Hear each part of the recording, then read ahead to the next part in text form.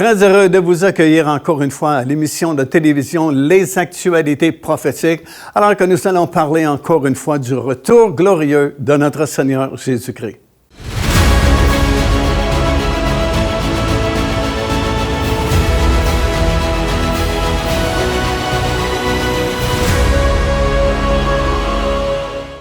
Alors, nous sommes toujours dans la deuxième partie de cette trilogie. Nous parlons des douleurs de l'enfantement d'un monde nouveau. Et nous sommes rendus à ce moment clé, vraiment, alors que Satan a été expulsé du ciel avec tous ses anges déchus.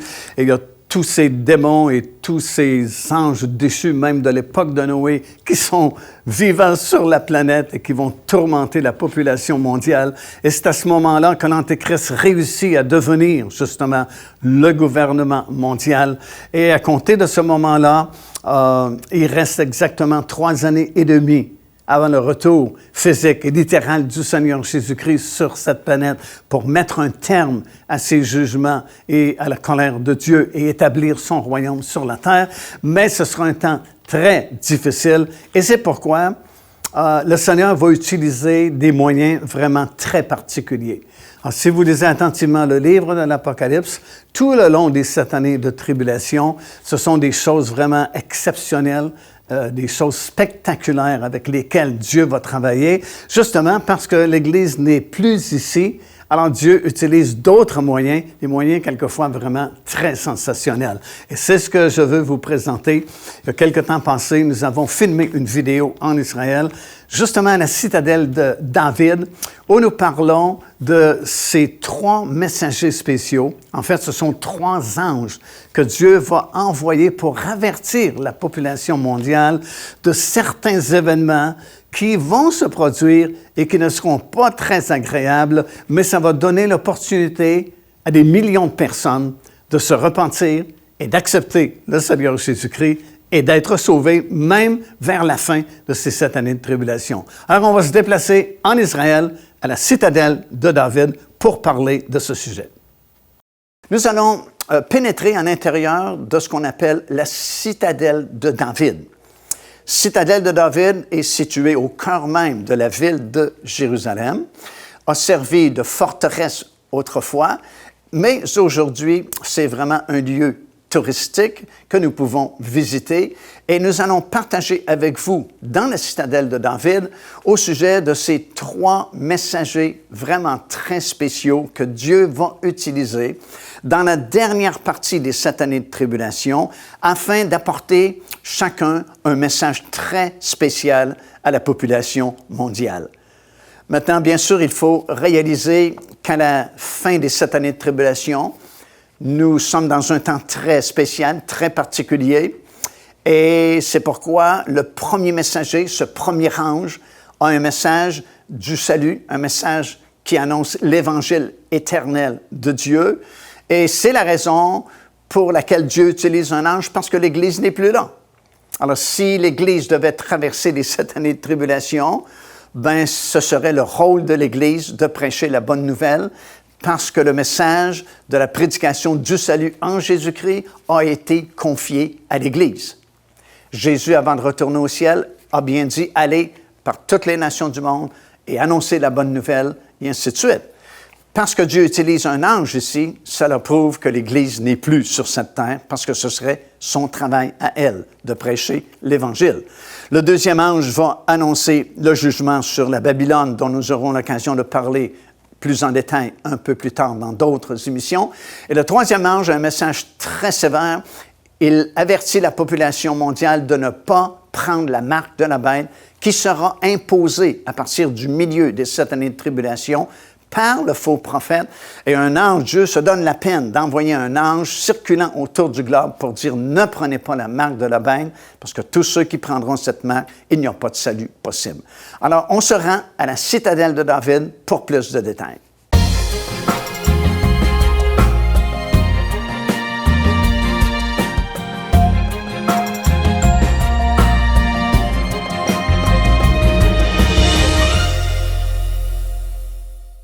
Je suis présentement à la citadelle de David. En fait, ça n'a rien à voir avec David, puisque c'était à l'époque une forteresse qui avait été construite par les Hasmonéens. pour défendre la ville de Jérusalem. Et il ne reste pratiquement plus rien de cette forteresse, quelques ruines comme nous pouvons voir. Il ne reste qu'une minaret là-bas d'une ancienne synagogue qui avait été construite à l'époque ottomane.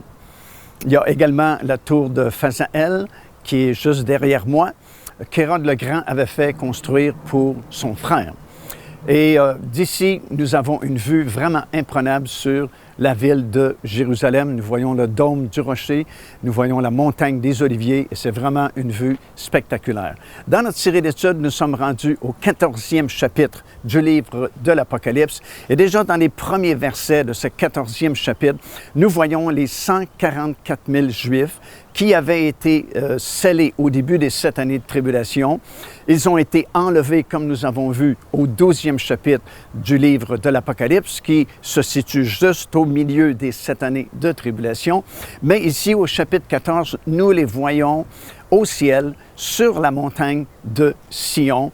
Et à ce moment-là, l'épouse de Christ, ce groupe-là qu'on appelle l'épouse de Christ, est complet.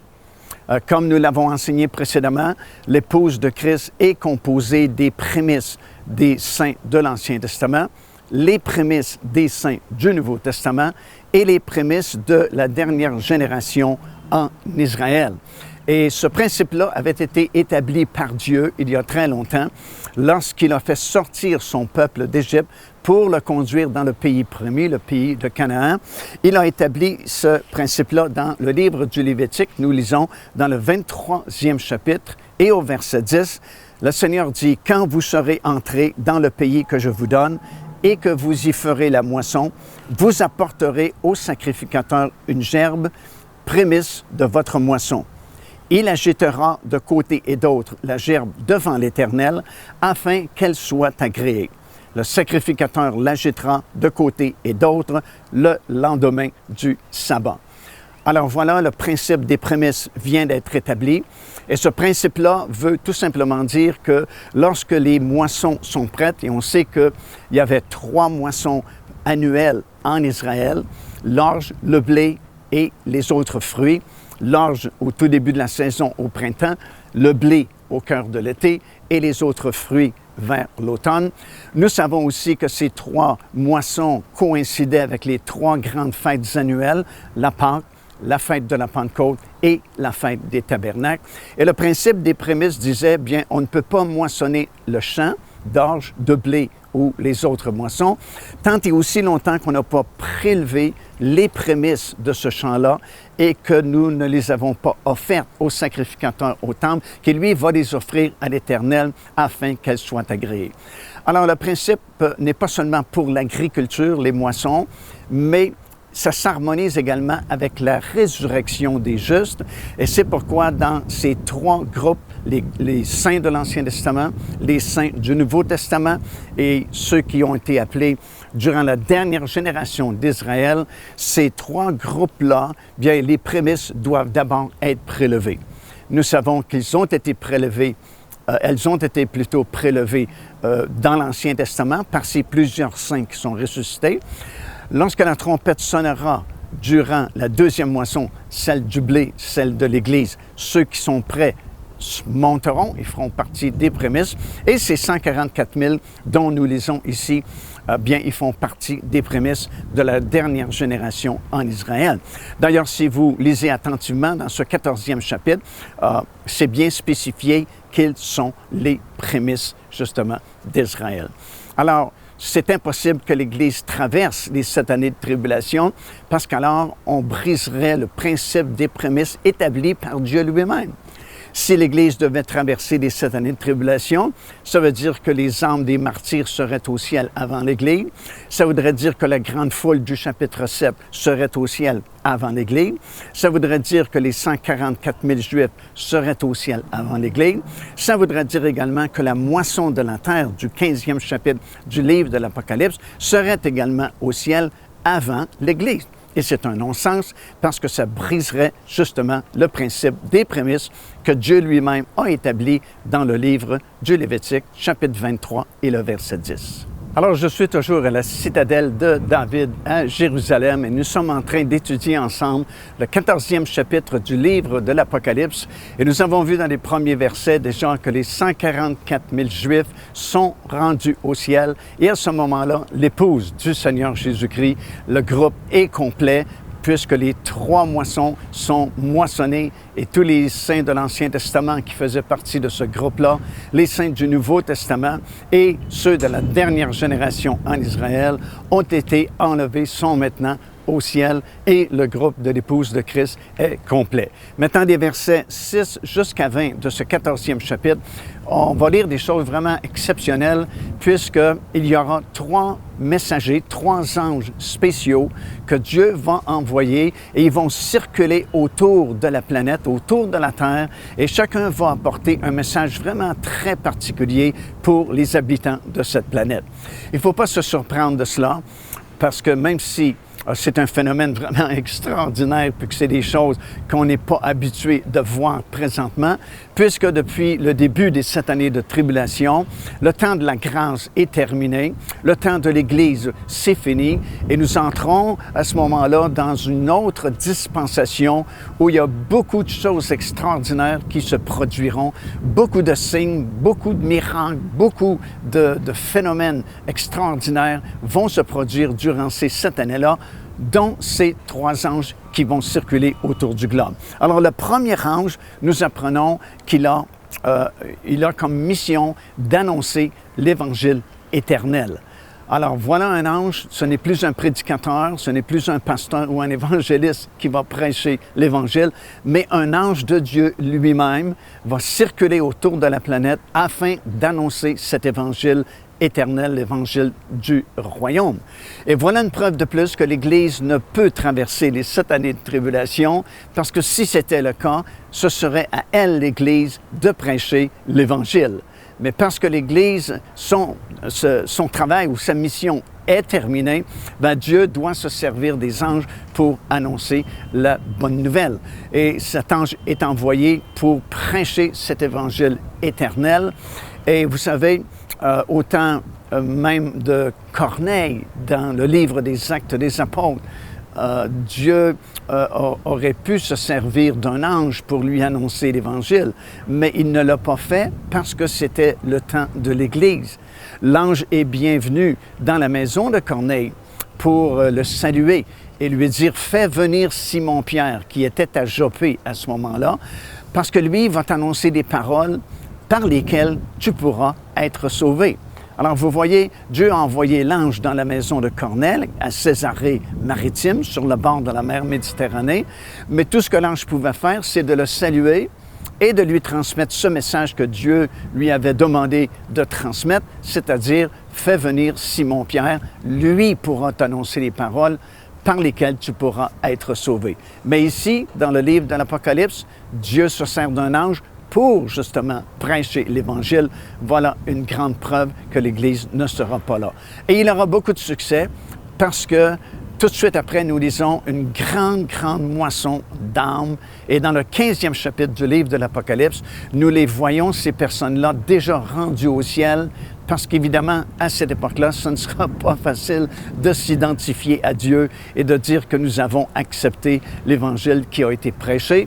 Et la majorité de ces gens seront tués, mais nous les voyons tout de suite rendus au ciel dans ce 15e chapitre du livre de l'Apocalypse. Ils sont dans la mer de cristal, la mer de verre qui est devant le trône de Dieu et désormais, ils sont dans la présence du Seigneur.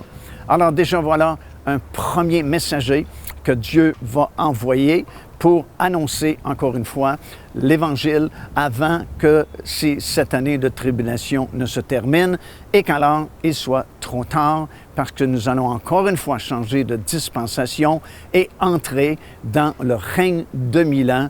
Et ce règne de 1000 ans se terminera et alors le royaume de Dieu sera fusionné avec le royaume universel et éternel de Dieu pour le reste de l'éternité. Nous allons voir également les 2 autres messagers dans quelques instants qui, eux aussi, ont des messages particuliers à nous annoncer.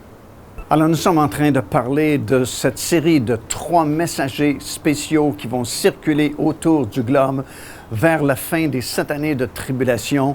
3 anges spéciaux que Dieu va envoyer. Le premier, comme nous avons vu, devant annoncer l'Évangile éternel pour donner une dernière opportunité vraiment à des millions de personnes d'accepter le Seigneur Jésus-Christ avant qu'il ne soit trop tard, parce qu'à partir de ce 14e et 15e chapitre du livre de l'Apocalypse, nous sommes vraiment rendus vers la fin de ces 7 années de tribulation. Et dès l'instant où cette période sera terminée, il n'y a plus de salut possible puisque le royaume de Dieu va s'établir sur la terre pour cette période de 1000 ans. Alors, le premier ange a un évangile éternel et, comme j'ai mentionné, aura beaucoup de succès puisque nous voyons une multitude d'âmes accepter le Seigneur Jésus-Christ et nous les voyons même malheureusement mis à mort parce que ce ne sera pas facile de témoigner et de dire publiquement qu'on accepte le Seigneur Jésus-Christ à cette époque-là. Et c'est pourquoi nous les retrouvons tout de suite dans la mer de cristal au 15e chapitre du livre de l'Apocalypse. Puis ce premier ange sera suivi d'un deuxième ange et le message de ce deuxième ange est bien différent puisqu'il annonce le jugement qui va tomber bientôt sur la Babylone commerciale et la Babylone religieuse. Et en fait, 2 grands chapitres sont consacrés à la destruction de la Babylone commerciale et de la Babylone religieuse, les chapitres 17 et 18 du livre de l'Apocalypse. Nous aurons l'occasion, bien sûr, d'en parler plus en détail un peu plus tard dans d'autres émissions de cette série, parce qu'il y a énormément de détails qui nous sont communiqués justement dans ces 2 chapitres-là. Et lorsqu'on connaît la valeur de chaque mot dans la Bible, parce que comme on a souvent prêché, chaque mot occupe la place de peut-être 5 000, 10 000 autres mots qui auraient pu être là, puisque Jean va dire vraiment, s'il fallait écrire uniquement ce que Jésus a fait durant seulement 3 ans de ministère, Jean dit, je ne pense pas que le monde entier serait assez grand pour contenir tous les livres qu'on devrait écrire. Alors imaginez, lorsqu'on parle de la plénitude de la connaissance de Dieu, puis nous n'avons qu'un seul livre, la Bible, donc ça veut dire que chaque mot a été choisi par le Saint-Esprit pour être là et il occupe la place de plusieurs autres mots. Donc, tout ça pour dire que si 2 chapitres complets sont consacrés à la destruction de la Babylone commerciale et la Babylone religieuse, c'est qu'aux yeux de Dieu, c'est très important, ce jugement-là. Et nous allons comprendre pourquoi c'est tellement important, parce que depuis le tout début, c'est l'origine, en fait, de toutes les fausses religions, les enchantements, les sociétés secrètes. En fait, tout ce qui est contre Dieu, ça a pris son origine à Babylone, à l'époque de Nimrod, qui a construit la ville de Babylone et qui a été le premier grand rebelle contre Dieu. Et c'est pourquoi, aux yeux de Dieu, ce jugement-là est tellement important. De plus, nous allons en parler davantage un peu plus tard aussi. Babylone, la ville même de Babylone, selon les Écritures, doit être reconstruite parce que selon ce qui est écrit dans le livre de l'Apocalypse, elle deviendra le repère de tout esprit impur à cette époque-ci des tribulations, le repère de tous les démons, parce que, évidemment, vers la fin des 7 années de tribulation, tous les anges déchus qui avaient été emprisonnés dans l'abîme ont été libérés, sont donc sur la planète. Satan lui-même, vous vous souvenez, a été précipité hors du ciel et son seul champ d'action, c'est la planète Terre, avec tous ces autres anges et tous les autres démons qui existent. Tout ce monde-là, ils sont sur la Terre et ils vont vouloir avoir un quartier général en quelque part. Et ce quartier général, ce sera la ville de Babylone. Et nous allons en parler, évidemment, plus en détail lorsque nous serons dans ces 2 chapitres-là, chapitre 17 et chapitre 18. Et nous allons même voir des prophéties vraiment très claires concernant la construction de la ville de Babylone dans ces derniers jours. Et nous allons comprendre un peu comment une ville pourra être construite si rapidement et devenir comme la capitale de l'Antéchrist, du moins pour une certaine période de cette grande période des tribulations, juste avant que l'Antéchrist ne vienne à Jérusalem pour conquérir la ville, la diviser et en faire ses quartiers généraux pour la 2e partie des 7 années de tribulation. Je suis toujours à la citadelle de David à Jérusalem, où nous avons une vue vraiment extraordinaire sur la ville de Jérusalem, surtout du sommet de la tour de Phasaël, qui avait été construite par Hérode le Grand en l'honneur de son frère. Vous pouvez voir le dôme du rocher, la mosquée d'Al-Aqsa, et vraiment une grande partie de la ville de Jérusalem. Alors, nous sommes en train d'étudier le 14e chapitre du livre de l'Apocalypse, là où Dieu va envoyer 3 messagers vraiment très spéciaux, 3 anges qui vont circuler autour du globe afin chacun d'apporter un message très particulier pour la population à ce temps-là des tribulations. Rendu au 14e chapitre du livre de l'Apocalypse, nous sommes vers la fin de la 2e partie de la période des 7 années de tribulation. Il y a eu 3 ans et demi au tout début qui nous ont conduits jusqu'au chapitre 12, alors que l'Antéchrist est devenu le gouvernement mondial et que le faux prophète soudainement a fait son apparition. Et rendu au 14e chapitre, on est presque à mi-chemin vers la deuxième partie plutôt de ces 7 années de tribulation, très proche en fait du retour du Seigneur Jésus-Christ qui se situe à la toute fin de ces 7 années de tribulation. Le premier ange a annoncé l'Évangile éternel avec beaucoup de succès, comme on a dit, parce que plusieurs âmes ont accepté le Seigneur et se sont retrouvées dans la mer de cristal, là-haut dans le ciel, comme nous le voyons dans le 15e chapitre du livre de l'Apocalypse. Puis le deuxième ange a annoncé le jugement qui va tomber sur la Babylone commerciale et la Babylone religieuse. Et le troisième et dernier ange, lui, va annoncer aux habitants de la terre de ne pas prendre la marque de la bête. Parce que depuis le 13e chapitre du livre de l'Apocalypse, le faux prophète a fait une image de l'Antéchrist qui avait été blessé, avait reçu une blessure mortelle, mais était revenu, comme nous avons expliqué, à la vie. Et le faux prophète a saisi cette opportunité pour faire une image de cet homme qui avait la blessure mortelle, mais qui pourtant vivait quand même, et a demandé aux gens de l'adorer comme étant Dieu. Lui-même, l'Antéchrist, s'est autoproclamé Dieu, comme nous l'avons étudié ensemble.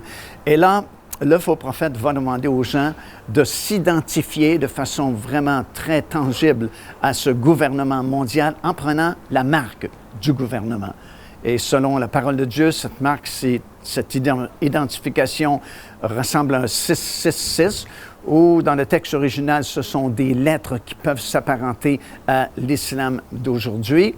Mais de toute façon, c'est à ce moment-là que l'imposition de la marque de la bête se fera. Et c'est une chose impardonnable selon Dieu. Et c'est pourquoi le Seigneur se donne la peine d'envoyer un ange pour circuler autour du globe avec ce message, avertissant chaque personne, si une personne prend la marque de la bête, il n'y a pas de salut possible pour cette personne.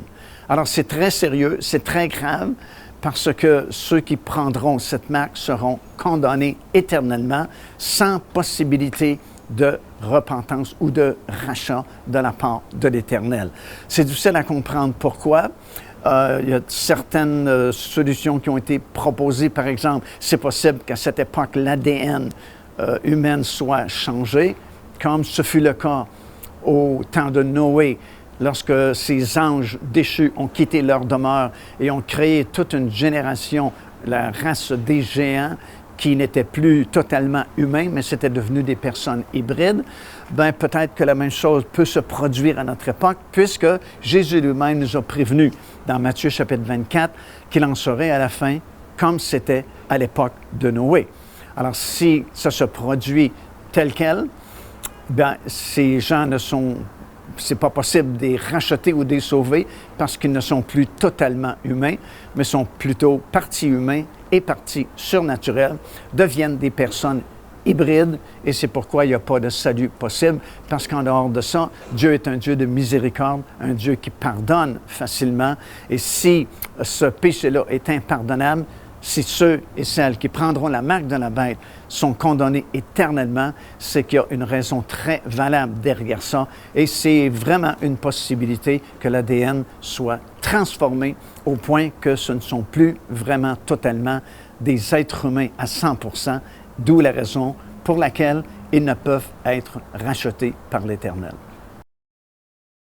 Alors que nous sommes en train de parler de ces jugements qui vont s'abattre sur cette planète, la bonne nouvelle, c'est que vous pouvez éviter toute cette longue période-là de cette année de tribulation, tout simplement en acceptant le Seigneur Jésus-Christ comme votre Seigneur et votre Sauveur. Parce que non seulement il va vous donner la paix dans votre cœur, non seulement il va vous garder, vous diriger, vous protéger durant votre pèlerinage ici-bas, mais très bientôt, cette trompette va sonner et nous serons enlevés dans les airs à la rencontre du Seigneur et nous allons éviter toute cette longue période de jugement et de tribulation. Et nous allons passer du monde présent au monde futur dans un instant, comme la Bible dit, dans un instant, dans un clin d'œil. Alors, ça vaut vraiment la peine d'accepter le Seigneur Jésus-Christ. Faites-le aujourd'hui même et recevez son pardon, recevez sa joie, recevez sa grâce au nom du Seigneur Jésus. Il y a 2000 ans, exilé sur une île, une multitude de mystères, une révélation pour le futur. Apocalypse. Découvrez les secrets et les bénédictions que l'apôtre Jean a écrits dans ce livre mythique, avec ce nouveau coffret DVD renfermant plus de 10 heures d'enseignement. Apocalypse, disponible au www.paindevie.org. Devenez partenaire avec ce ministère par votre soutien financier et aidez-nous à planter le flambeau de l'Évangile à travers le monde entier. Vous recevrez un enseignement audio à tous les mois de la part de l'évangéliste Mario Massicotte, ainsi que notre bulletin de nouvelles prophétiques incluant des enseignements bibliques, des nouvelles du ministère et des commentaires sur les actualités prophétiques. Débutez dès aujourd'hui en visitant notre site web www.paindevie.org ou par courriel à info@paindevie.org. Car Dieu a tant aimé le monde qu'il a donné son Fils unique, afin que quiconque croit en lui ne périsse point, mais qu'il ait la vie éternelle. Téléchargez gratuitement l'enseignement « Le salut, c'est quoi ?» en visitant notre site web www.paindevie.org et recevez la grâce merveilleuse que Dieu vous offre. Ici l'évangéliste Mario Massicotte. Si vous désirez recevoir l'enseignement du ministère Pain de Vie et avoir aussi des nouvelles du ministère, inscrivez-vous à notre infolette en visitant notre site web au www.paindevie.org.